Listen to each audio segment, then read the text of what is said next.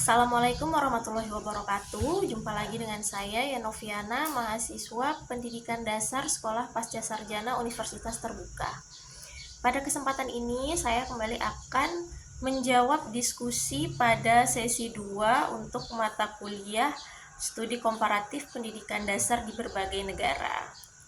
Langsung saja untuk jawaban nomor 1. 5 hal penting yang dibahas dalam materi pengayaan sesi 2 ini yang berjudul pendidikan multikultural untuk membentuk karakter dan identitas nasional di era revolusi industri 4.0.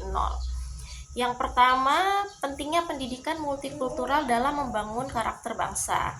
Yang kedua, dampak revolusi industri 4.0 terhadap identitas nasional. Yang ketiga, konsep dan tujuan pendidikan multikultural. 4. Strategi implementasi pendidikan multikultural di sekolah. 5. Peran guru dan lembaga pendidikan dalam pendidikan multikultural. Materi ini menekankan bahwa pendidikan multikultural adalah solusi dalam menjaga identitas nasional di tengah perkembangan teknologi dan globalisasi di era revolusi industri 4.0. Selanjutnya, untuk jawaban nomor 2, pengalaman yang telah dijalani. Baiklah, berdasarkan pengalaman saya sebagai guru IPA di Madrasah Sanawiyah Negeri Karimun, pendidikan multikultural sangat relevan untuk diterapkan karena madrasah kami ini berada di wilayah kepulauan yang memiliki keberagaman suku, budaya, dan latar belakang masyarakatnya, termasuk siswa kami.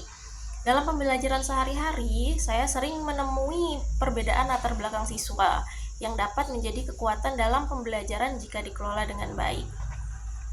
Pengalaman program pendidikan multikultural di MTSN Karimun. Pengalaman saya ini lebih ke internal aja, bagaimana pendidikan multikultural itu terjadi antara sesama siswa di madrasah kami. Yang pertama, integrasi nilai multikultural dalam pembelajaran.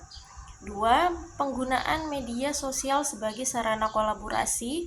Yang ketiga, memanfaatkan kegiatan ekstrakurikuler sebagai sarana meningkatkan toleransi.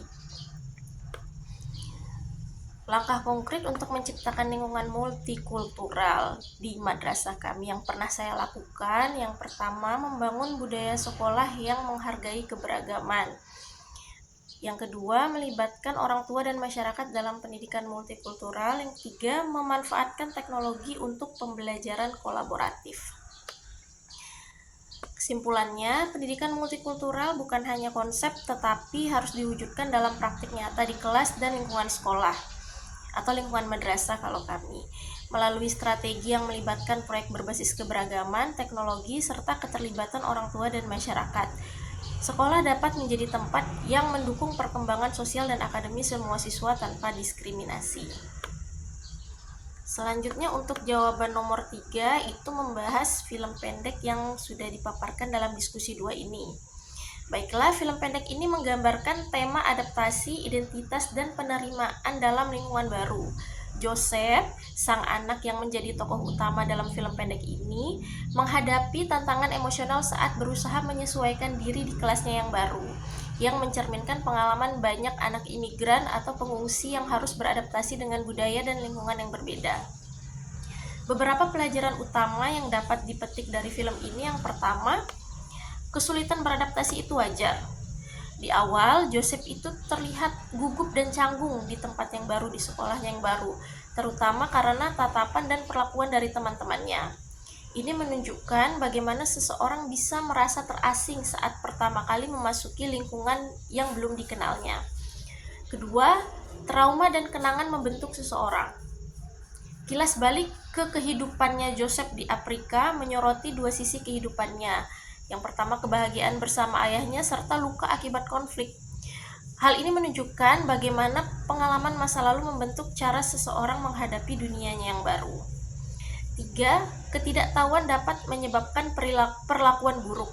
Beberapa teman Joseph awalnya tidak ramah, mungkin karena mereka tidak memahami latar belakangnya. Ini menggambarkan bagaimana prasangka atau ketidaktahuan dapat menciptakan jarak antara individu yang berbeda.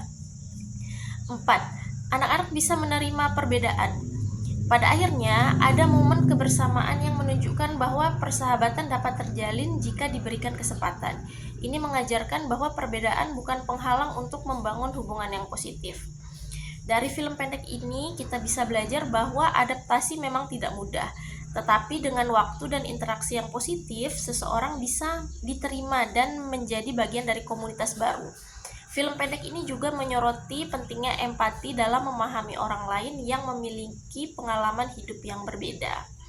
Baiklah, itu saja jawaban yang dapat saya paparkan pada sesi 2 ini. Jika ada yang dapat didiskusikan kembali, saya sangat senang sekali untuk mendiskusikannya bersama rekan-rekan sekalian. Terima kasih. Wassalamualaikum warahmatullahi wabarakatuh.